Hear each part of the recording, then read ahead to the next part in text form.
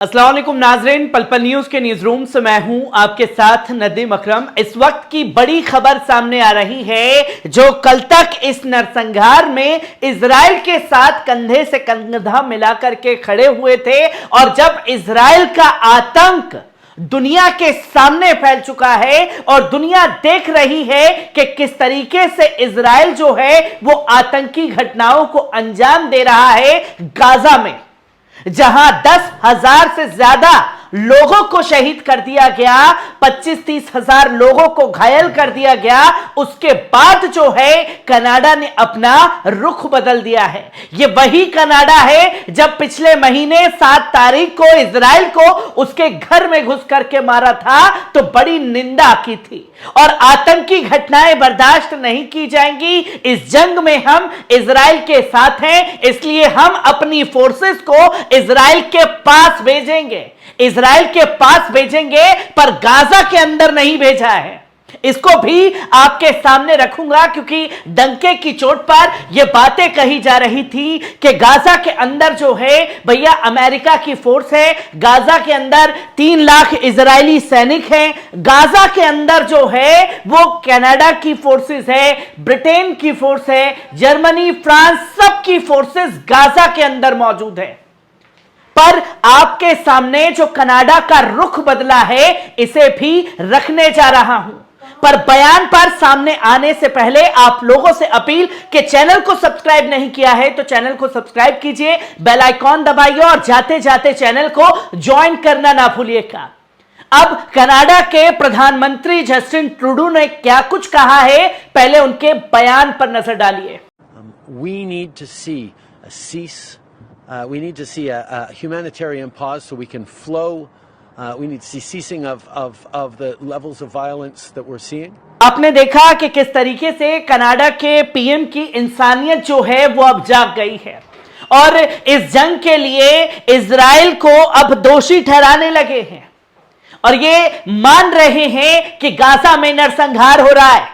कल तक जिनको इजराइल में नरसंहार नजर आ रहा था, वो अब गाजा पर पलटी मारने लगे हैं। और पलटी क्यों मारी गई है, इस खेल को समझना जरूरी है, क्योंकि अब अपने ही लोगों के हाथों जस्टिन ट्रूडो जलील होने लगे थे, रुस्वा होने लगे थे। जिन लोगों को अपना मान करके जगह जगह जाकर के लोगों से मुलाकात करते थे, उस जगह से उन्हें भगाया जाता था। जो कि कुछ दिनों पहले एक वीडियो भी सामने आया कि एक मस्जिद के अंदर मुस्लिम कम्युनिटी से मिलने पहुंचे और उन लोगों ने मस्जिद से बाहर निकाल दिया कनाडा के प्रधानमंत्री जस्टिन ट्रूडो को। और यह सामना सिर्फ प्रधानमंत्री जस्टिन ट्रूडो को नहीं करना पड़ा, उनके हर कैबिनेट मंत्री को करना पड़ा, जहां उनकी फॉरेन मिनिस्टर को भी जलालत का सामना करना पड़ा है। पहले उनके वीडियो पर नजर डालिए। Madame Jolie, why are you enabling Israel's crimes against Palestinians? You have blood on your hand, Madame Jolie. You went to Israel to support what the massacres, more than 4,000 Palestinian children killed. Madame Jolie, tu devrais avoir honte. T'as le sang des Palestiniens sur tes mains. Madame Jolie, tu devrais avoir honte. Tu soutiens les massacres palestiniens contre les Palestiniens. Plus que 4,000 enfants morts, Madame Jolie. आपने देखा कि हर जगह जलील रुस्वा होने के बाद Canada के प्रधानमंत्री Justin Trudeau ने अपना रंग बदला है, अपना रुख बदला है। अब गाजा की तकलीफ और गाजा में शहीद होते हुए लोग उन्हें दिखने लगे हैं। जब लोग ये साफ तौर पर कहने लगे कि आपके हाथ जो है वो गाजा के मजलूम लोगों के खून से सने हुए हैं, तमाम चीजें सामने आई हैं जो कि आप ये साफ तौर पर देख सकते हैं, जहां ट्वीट करके इसके बारे में बताया भी गया है, जो कि आप ये देखें कि जस्टिन ट्रूडो ने साफ तौर पर कहा कि we need to see a case, we need to see a humanitarian. Canada Justin Trudeau almost call for ceasefire in Gaza. अब इंसानियत जागी है, क्योंकि नरसंहार जो है वो पूरे तरीके से गाजा में मच चुका है। और इजराइल को पूरी तरीके से सपोर्ट करने वाले जस्टिन ट्रूडो अपना रुख बदलते हुए दिखाई दिए। क्यों बदलते हुए दिखाई दिए, इस पहलू को समझना पड़ेगा कि किस तरीके से इनके नेताओं को भी जलालत का सामना करना पड़ रहा था, जहां लोग और जनता जो है सड़कों पर घेर रही थी और साफ तौर पर कह रही है कि you have a blood on your hands, आपके हाथ जो है खून से सने हुए हैं मजलूम फिलिस्तीनियों के। A right activist confirmed Canada Foreign Minister Melanie Joly in public over her support for Israel's genocide in Gaza। Israel के नरसंहार को सपोर्ट करने के लिए अब जनता ने ही धुतकारना कनाडा की सरकार को शुरू कर दिया। तो इंसानियत नजर आने पड़ी, इंसानियत नजर आने लगी, पर शर्म जो है अरब के लोगों को नहीं आ रही और अरब हुक्मरान जो हैं उन्हें नहीं आ रही, और ना ही जनता वहां की जगह पा रही है जो तमाम चीजें लगातार लोगों के सामने हैं। और कुछ दिन पहले बड़े बड़े दावे किए जा रहे थे गोदी मीडिया के पत्रकारों द्वारा, जो ये कहते हुए दिखाई दिए कि भैया आप क्या न्यूज चला रहे हैं, 3 लाख फोर्सेस जो है वो गाजा के अंदर घुसा दी गई है।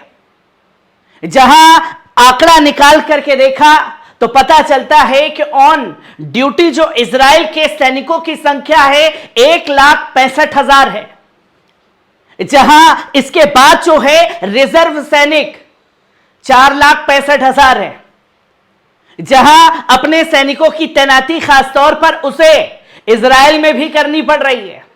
और इजराइल के लोगों को बचाने के लिए कनाडा, ब्रिटेन, फ्रांस, जर्मनी, इन सभी जगह से सोल्जर्स जो हैं वो बुलाए गए हैं, मिलिट्री को बुलाया गया है। अमेरिका और खासतौर पर इजराइल के सैनिक अंदर घुसे हैं।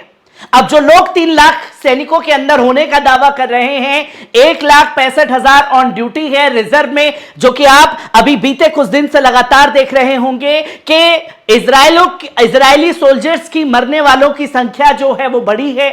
जो 20-50 होने का दावा कर रहे हैं, वहां तकरीबन 100 से ज्यादा जो है शहीद मार दिए गए हैं, जो लगातार शहीद करने का काम गाजा में कर रहे थे।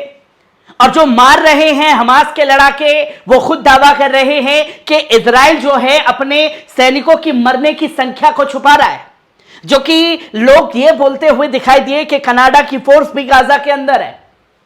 पर यहां ग्लोबल न्यूज एजेंसी दावा कर रही है और बता रही है कि गाजा, कनाडा की जो फोर्स है वो गाजा के अंदर नहीं है, वो सिर्फ इजराइल के अंदर है, ताकि फिर से वैसा हमला ना हो जाए। क्या कुछ लिखा है आर्टिकल में आपको साफ तौर पर बता दूं कि Canadian special force in Israel और नॉट हेल्पिंग फिलिस्तीनियंस, फिलिस्तीनियों के खिलाफ जो है वो कोई रोल अदा नहीं कर रही।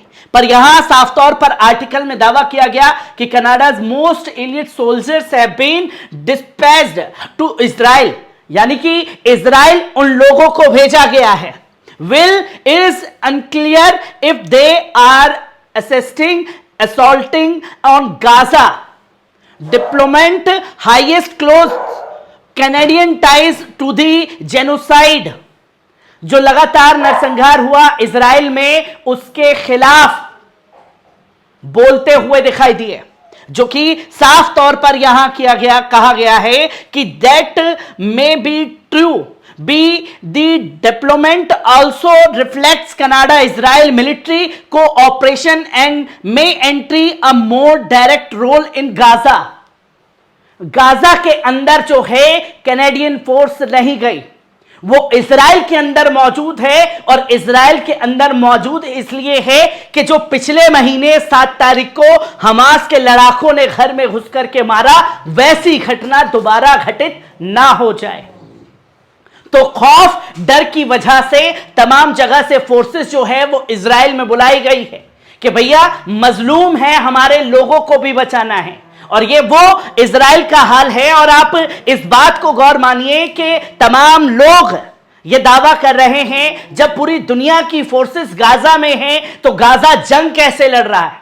अभी तक गाजा में तमाम लोगों को क्यों नहीं खत्म कर पाए? ये तमाम चीजें लगातार सामने आ रही हैं और कनाडा का रुख बदलना ये कई बड़े संकेत जो है इजराइल के लिए भी है कि अगर नरसंहार वो लगातार नहीं रोकता है तो इसका खामियाजा उसे भुगतना पड़ेगा और जो लोग इस नरसंहार में उसके साथ थे वो एक एक कर छिटकना शुरू हो जाएंगे। हर एक पहलू को आपके साथ साझा करता रहूंगा, दीजिए इजाजत, शुक्रिया।